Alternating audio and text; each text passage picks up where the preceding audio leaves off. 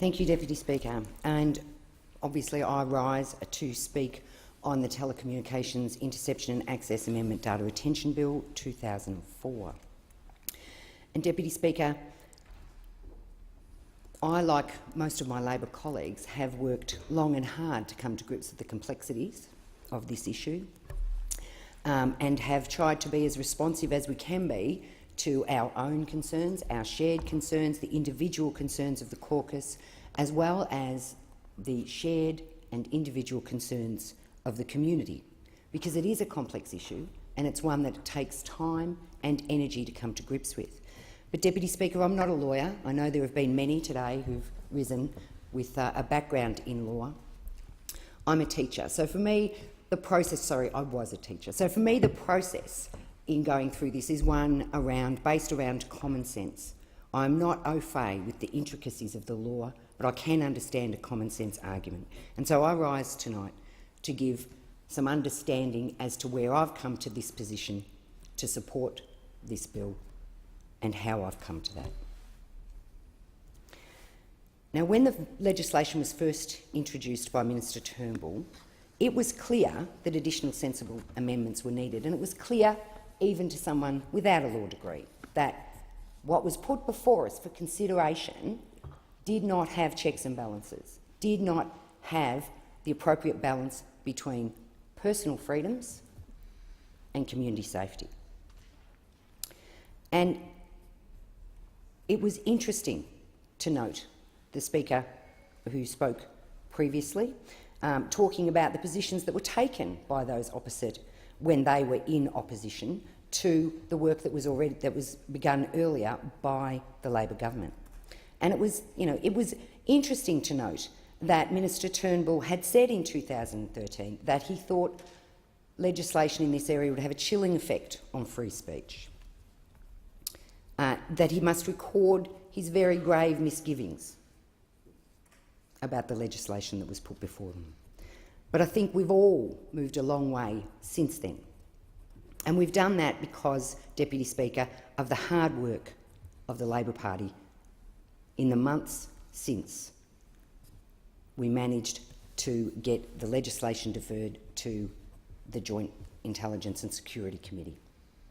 And across those months, all of us on this side of the chamber have worked hard to understand and have engaged in long conversations with the people on that committee about the progress of the recommendations, about the hearings that were held, about the stakeholders that were listened to, about the careful, very careful consultation, deep consultation and discussion that was occurring not only at that committee but beyond it in public hearings and then again back with us. And, Deputy Speaker, I'm reminded of one of the first conversations I had about this legislation. It was with the member for Gellibrand, who, of course, on this side we acknowledge has some degree of expertise in this area. And I was surprised when the member for Gellibrand explained to me that under the current laws, the current system, that my local council could be accessing metadata that told them who I was ringing and for how long those calls were and where I was when I made that call. And I'm sure most people in the community had similar feelings and misgivings about people who are unsworn officers, who are not members of the police force, members of our security agencies, people who have been trained and who are sworn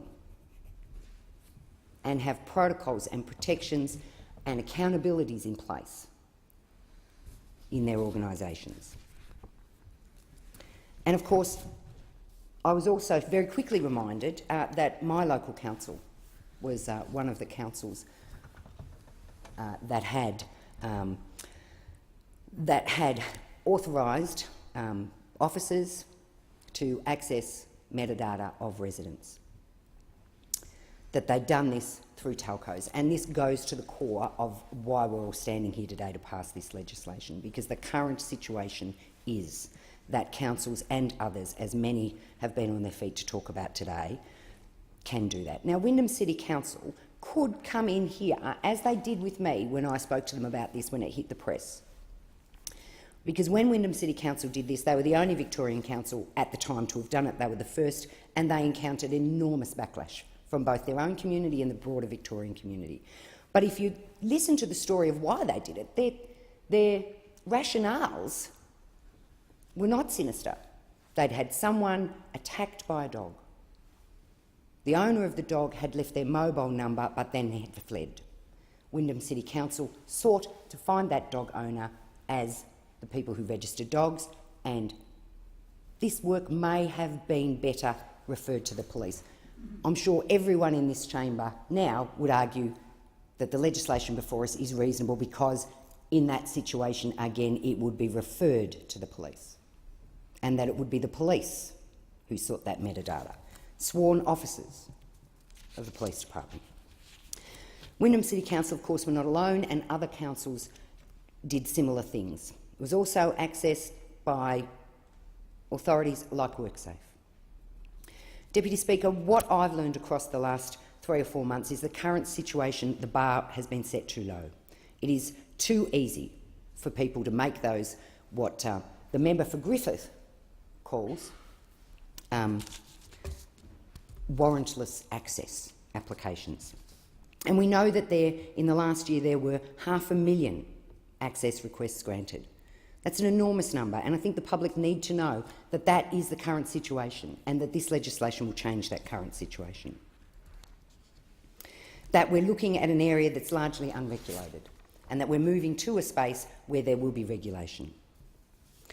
And I have listened with great interest across the months, and I've listened with great interest today as members on this side of the House have talked about the work of the Security Committee, and I acknowledge the work of my colleagues on that committee, because what we've put forward now, the shape this legislation is in now, after that hard work, is about consistency. It's about consistent time for keeping the data, that will be for all data 2 years, and there won't be an influx of people leaving one company for another to get around the basics of this legislation.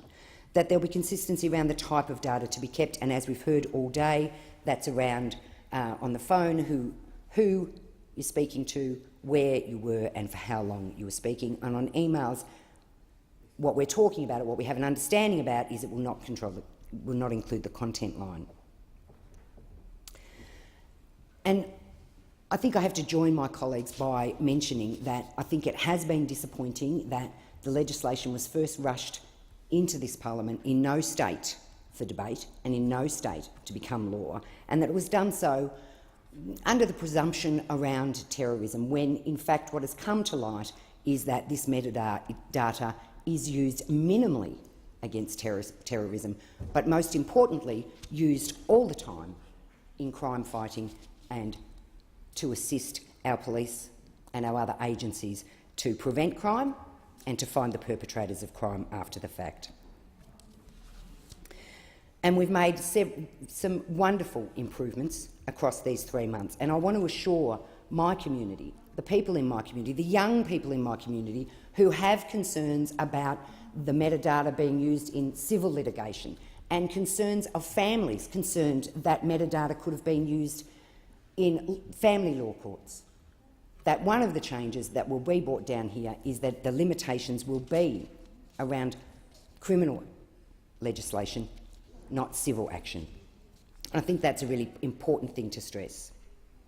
And it's also important to stress the other changes that have been brought in that go to the core of why this legislation wasn't ready when it was rushed into the parliament. And one of those is around the notion that the data set or the parameters of what was going to be retained could be changed by regulation. And I welcome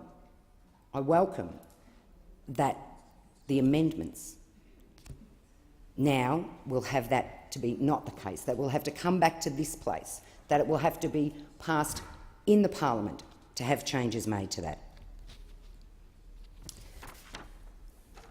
And I'd also note the inclusion, and I think it was an important inclusion, of ASIC and the ACCC to access metadata to facilitate the prosecution of the white-collar criminals. I think that's an important inclusion, and I think it's one that the community will appreciate.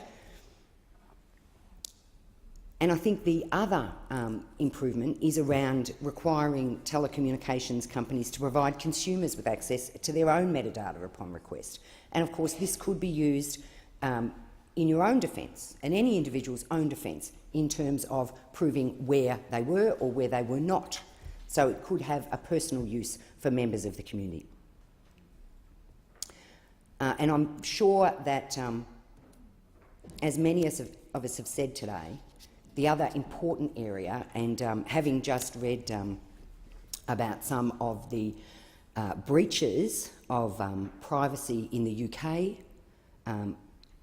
over the last several years that culminated, of course, into prosecutions over there, that we will also be implementing a mandatory data breach notification scheme where individuals, if they have had their data breached, it will be law that telco companies notify you that there's been a breach in your privacy, that someone has accessed your data without proper consent. I think that's really important, and I think that will bring some comfort to people. And I think that's what this is about, Deputy Speaker. I think this is about finding the balance between personal freedoms and collective safety. And I think and I thank the Labor Party for doing the work that they've done to get it into a space where the community, I feel, my community, will be accepting of this as for the good of my community. And of course, there are lots of other issues. The data will now be encrypted, where in the current situation, of course, it is stored and not encrypted, and that's another level of safety around this data. That there's agreement to have a comprehensive inquiry into the potential impact of data retention on the freedom of the press, and that we're coming to a place where those warrants will have to be used to access the metadata of journalists. And of course, that shifts the responsibility from the Attorney-General, shifts the responsibility, let me be blunt, from any politician in this place to a member of the judiciary to give, where the police can show cause and be given a warrant to access the metadata of journalists. There are other concerns, obviously, not so much about the personal freedoms around personal privacies, but around the cost to business. And we have commitments from the government that this will not become a digital data tax, that there will be things put in place to support those companies, particularly to ensure that it doesn't become an unfair burden on smaller business and start-ups. Because, of course, we need start-ups in this area. We need the innovation in this area to drive our country and our economy forward. And the other, of course, contentious issue is around offshore and onshore storage. And there have been long conversations around this, and we are looking for guarantees that that storage will be onshore, that it will be stored in Australia. Deputy Speaker, there have been long conversations in our caucus, in the community, in the Security Committee. I hope they've been the same across the chamber. What we have with this legislation is many amendments to what was originally put before us, all of them giving improvements, all of them including the oversight to the Ombudsman and guarantees that there'll be funding and resources to go to the Ombudsman to ensure the oversight occurs both efficiently and that they're resourced enough to do the job that we're asking them to do. So, Deputy Speaker, I see this has been quite a long journey to get here, but it is a beginning, really. It establishes the necessary balances between personal freedoms and community safety. It establishes a standard for independent oversight, which is critical going forward, that we have communities' trust behind us as a parliament, that we can deal with complex issues, that we can respect their concerns, that we can work together in the Joint Committee, and that the Joint Committee will be part of the oversight going forward. That, I think, is gives some comfort to the community, who have certain sections of the community are very anxious about this legislation. Deputy Speaker, I support the amendments as they have much improved what many of us on this side have said was a shabby piece of legislation.